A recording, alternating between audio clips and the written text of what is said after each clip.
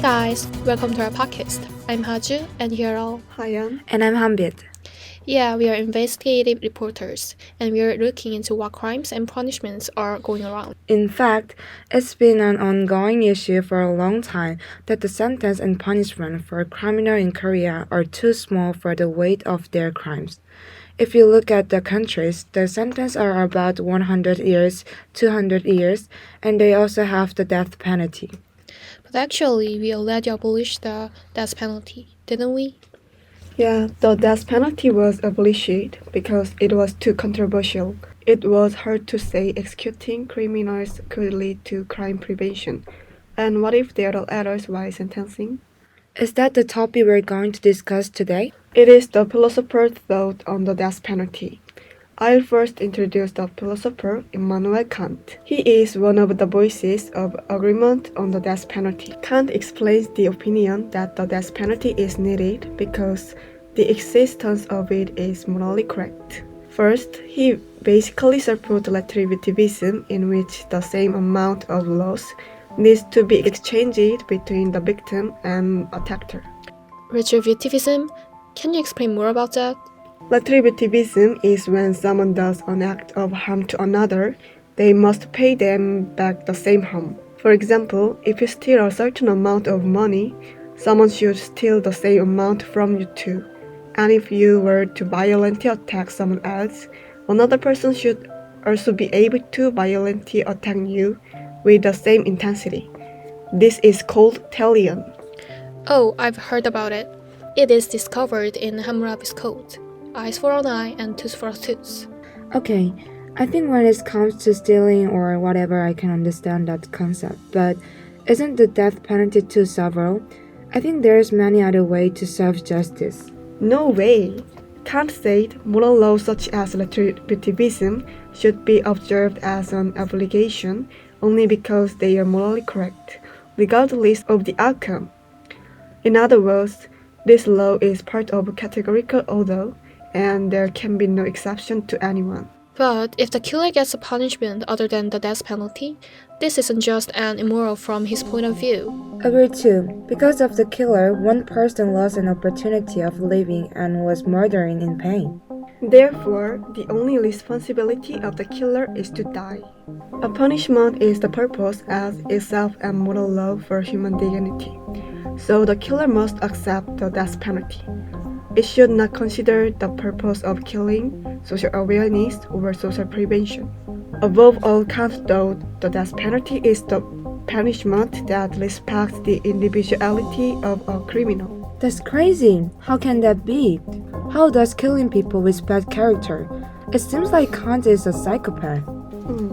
I think you can have many doubts, but if you comprehend the individuality system of Kant, you might agree with his opinion. There's three ways to understand his system. First, individuality is a feature only humans have. Second, it should be treated as a purpose, not a tool.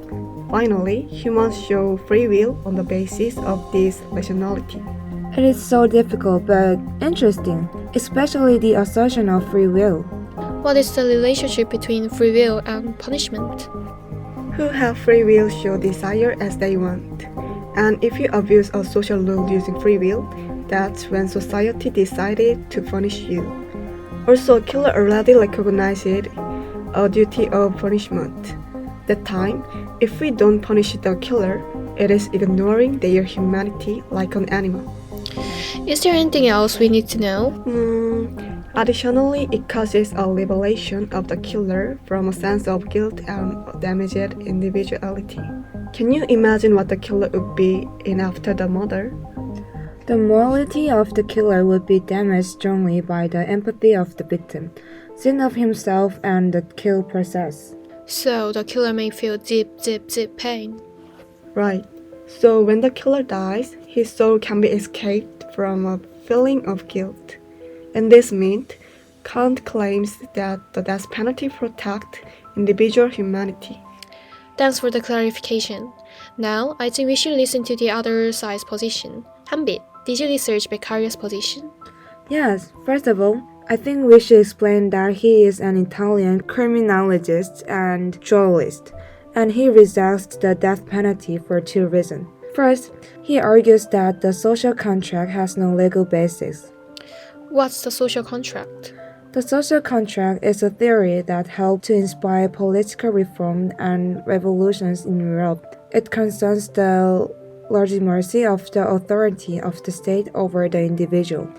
Hyun, do you know what the first role of the nation according to the social contract? The role of the nation is to protect citizen lives.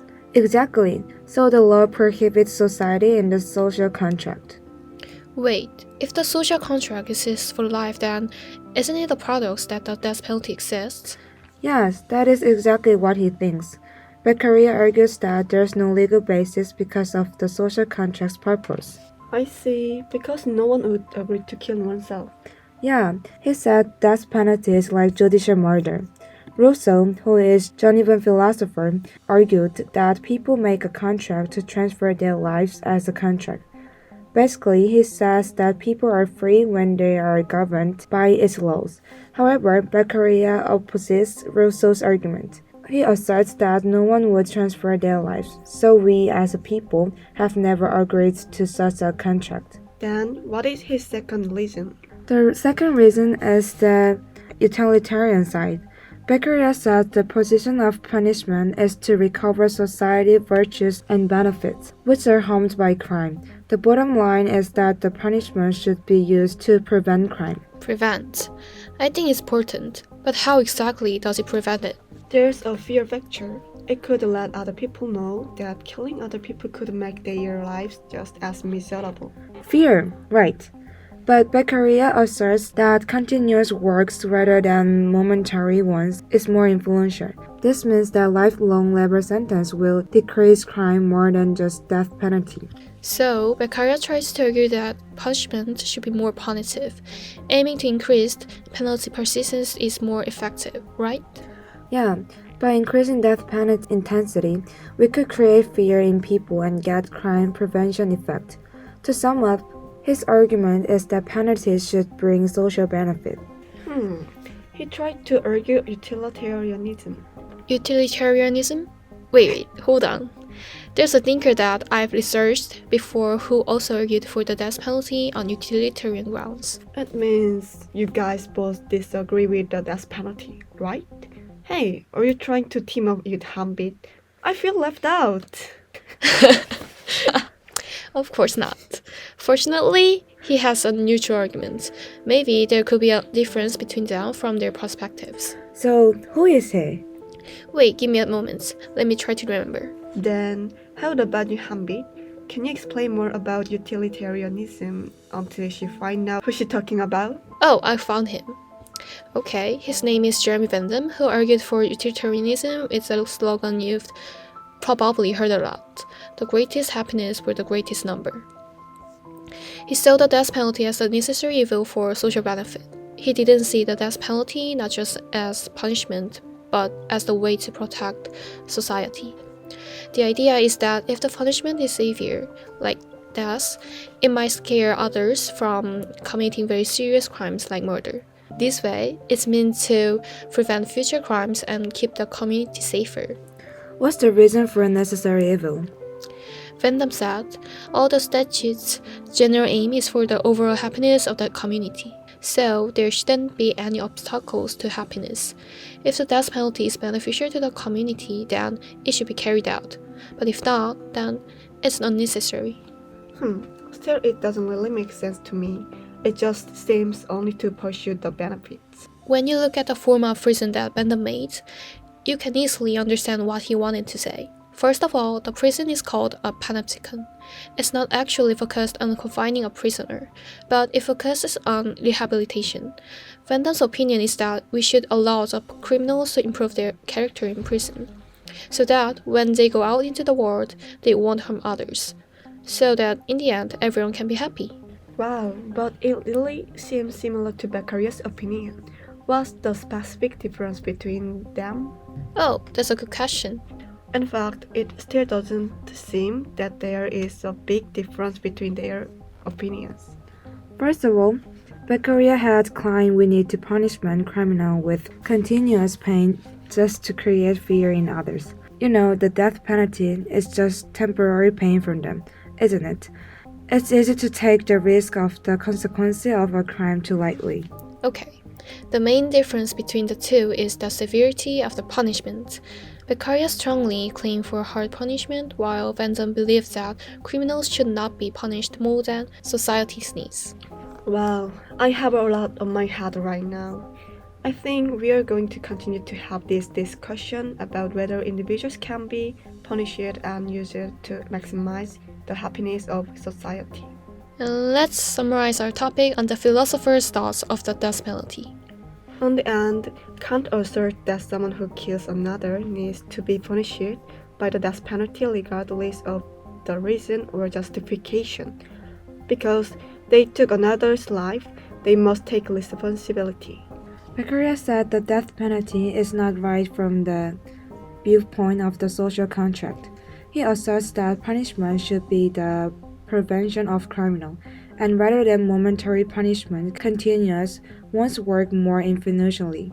Lastly, Vandam saw the death penalty as a necessary evil, depending on the benefits that society leads. So now, I think it's time to finish writing our articles on this topic.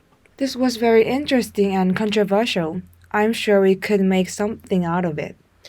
Then we better get going. Bye bye. Bye bye. Bye bye.